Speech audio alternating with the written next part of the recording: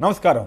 వార్తా విశ్లేషణ కార్యక్రమం లైవ్ షోకి స్వాగతం. ముందుగా ఈరోజు విశ్లేషణ. సాక్షి వైద్య విద్యలో నవశకం. ప్రభుత్వ వైద్య విద్యా రంగంలో సీఎం జగన్ సంచలన నిర్ణయాలు.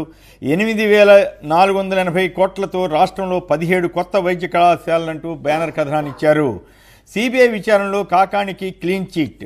నెల్లూరు న్యాయస్థానంలో చోరీతో ఆయనకి సంబంధం లేదు, గతంలో పోలీసులు అరెస్ట్ చేసిన ఇద్దరే నిందితులు అంటూ ఏపీ పోలీసులు విచారణ సక్రమంగానే సాగిందంటూ న్యాయస్థానంలో సిబిఐ ఛార్జ్షీట్ దాఖలు చేసింది.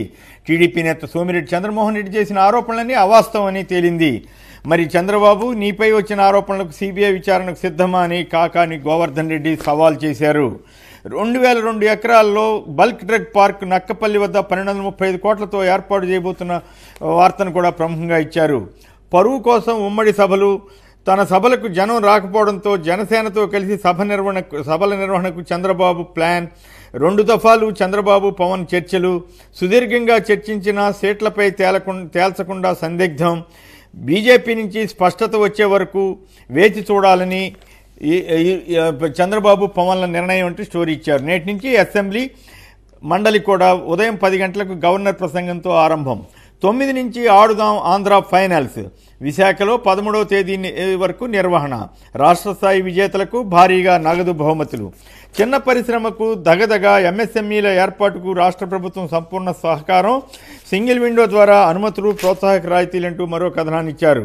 విద్యార్థుల ఎదుగుదలే ప్రభుత్వ సంకల్పం అంటూ ప్రభుత్వ పాఠశాలల విద్యార్థులకు లైఫ్ స్కిల్స్ పై రాష్ట్ర సర్కార్ శిక్షణ ఇవ్వబోతోందని కథనాన్ని ఇచ్చారు. ఈనాడుది చావు తెలివి అంటూ వ్యక్తిగత కారణాలతో ఉద్యోగిని మరణిస్తే ప్రభుత్వంపై రామోజీరావు అభాండాలు మోపుతున్నారంటూ కౌంటర్ ఒకటి ఇచ్చారు. అలాగే బాబు పలుగుపోట్లు మర్చిపోతే అలా, ముఖ్యమంత్రి జగన్ది రాక్షస రాజ్యం అంటూ పెట్టిరేగిన రామోజీ, మెడికల్ కాలేజీ ముసుగులో మాన్సాస్ ట్రస్ట్ భూములమ్మి సొమ్ము చేసుకున్న టీడీపీది రామరాజ్యమా, అదే దేవాదాయ శాఖ భూముల రక్షణకు జగన్ సర్కార్ పటిష్ట చట్టం తీసుకొస్తే తట్టుకోలేరెందుకంటూ మరో కౌంటర్ కూడా ఇచ్చారు. ఇక హత్యాయత్నం కేసులో టీడీపీ నేతల అరెస్ట్. మంత్రి రోజా కార్యాలయ నిర్వాహకుడిపై తిరుత్తణిలో హత్యాయత్నం అంటూ కథన వార్తనిచ్చారు. అరణ్యం బాట పట్టిన పెద్ద పులి. పశువుల మందపై దాడి చేసి ఆవును చంపేసిన వ్యాఘ్రం. పోలీసుల ఘటనా స్థలాన్ని పరిశీలించిన ఫారెస్ట్ వైల్డ్ లైఫ్ అధికారులు అంటూ పాపికొండల అభయారణ్యం సమీప గ్రామాల్లో టెన్షన్. ఇవి ఇక ఈనాడు రోజువారీ ఏడుపుగొట్టు వార్తల్లో భాగంగా మృత్యుగుంత అంటూ రోడ్లపై కథనాన్ని ఇచ్చింది.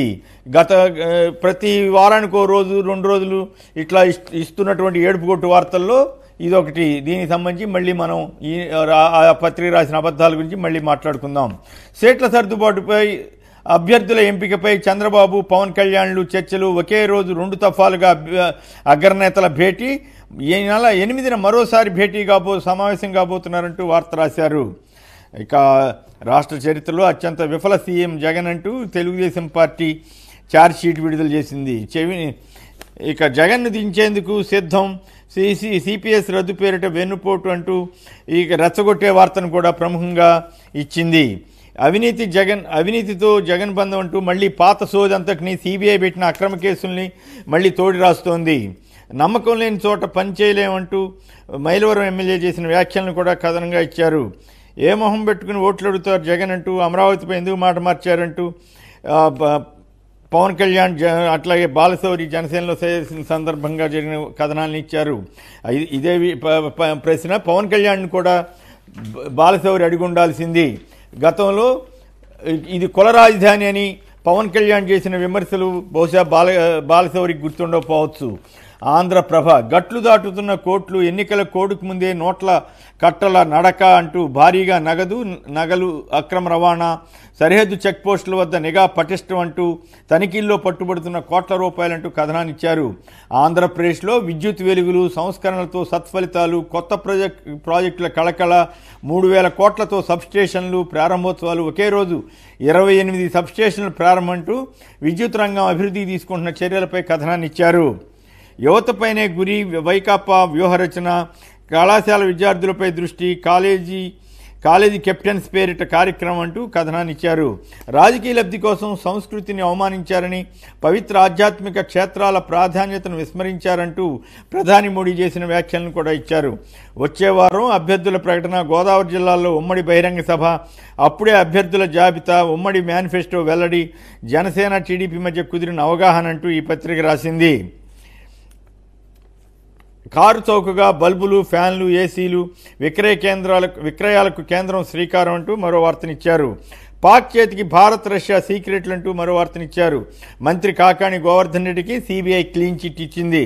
విభజన చట్టం మేరకే ప్రాజెక్టుల అప్పగింత, కేసీఆర్ వల్లే జలదోపిడీ, ఏపీ లోపాయికారి ఒప్పందాలు, 2 పర్యాయాల్లోనూ అదే వైఖరి, కృష్ణా గోదావరి నీటి వాటాలో తెలంగాణకు తీరని నష్టం అంటూ ఏపీ ముఖ్యమంత్రి వైఎస్ జగన్ రాయలసీమ ఎత్తిపోతల పథకం ద్వారా రోజుకు 8 టీఎంసీల నీటిని తోడేసుకుపోతానికి ప్రయత్నించారంటూ రేవంత్ రెడ్డి చేసిన వ్యాఖ్యల్ని ఇచ్చారు.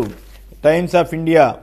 Andhra house session today, vote on account on Tuesday అంటూ శాసనసభ ప్రారంభ సమావేశాలకు సంబంధించి కూడా వార్తనిచ్చారు. TDP Janasena hammer out seat sharing arrangement అంటూ పొత్తులకు సంబంధించి చర్చలపై వార్తనిచ్చారు. Moscow embassy staffer spying for ISI arrested in UP. ఉత్తరప్రదేశ్లో ఐఎస్ఐ ఏజెంట్గా పనిచేస్తున్న మాస్కో ఎంబసీ రాయబార కార్యాలయం ఉద్యోగిని పోలీసులు అరెస్ట్ చేశారు.